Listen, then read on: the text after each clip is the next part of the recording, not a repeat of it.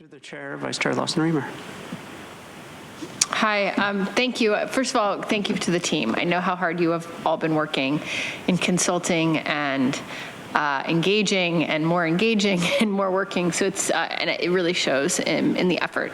And I'm going to be supporting this today. I just wanted to make some comments. I think, first of all, I wanted to commend my colleague, Supervisor Anderson, for being an extremely effective advocate for his district. I don't agree with his perspective and point of view, but I think he is a very effective advocate for his constituents. So I appreciate that. I do think it's important to kind of zoom back and acknowledge that this is called the social equity program, not the social equality program.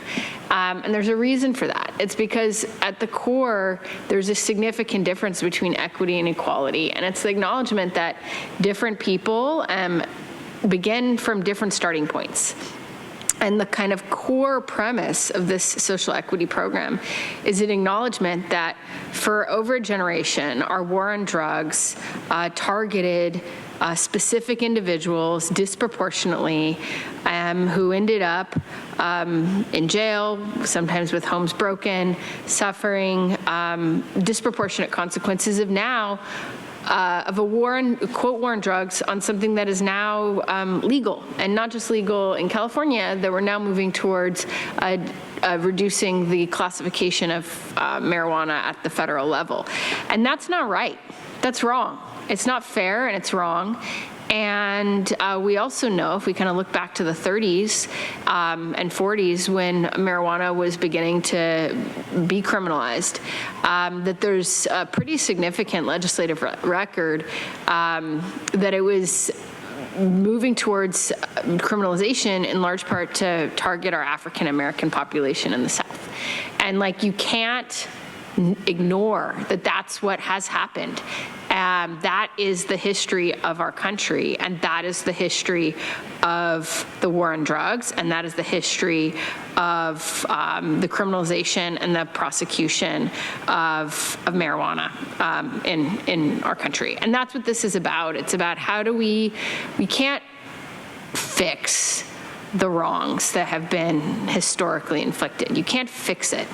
It's done. And there's people whose lives were broken.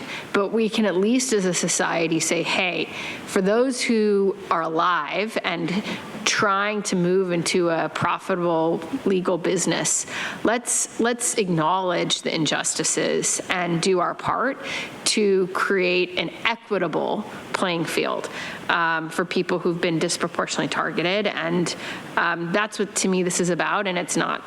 I think we have to uplift that. And I just want to comment for a moment on Supervisor Anderson's comments about the gun convictions.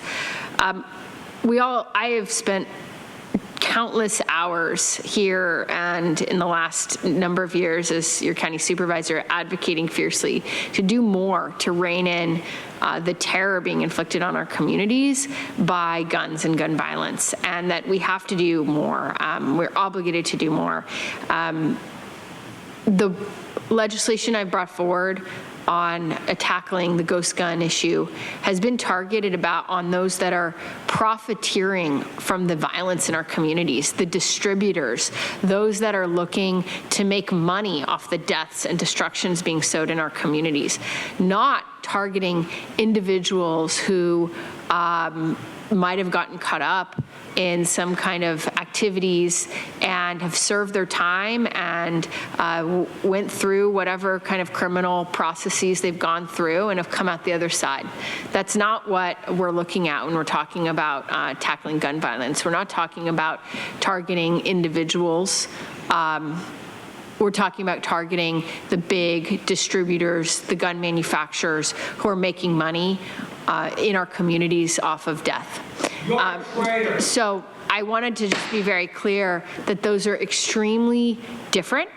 I think it's very, very important that if we're moving forward with a social equity program, that we acknowledge that people may have committed a crime in the past and they've potentially served their time, and we are not trying to keep people trapped in a cycle of violence and jail and a revolving door in our criminal system because they don't have any business opportunities to get back on their feet.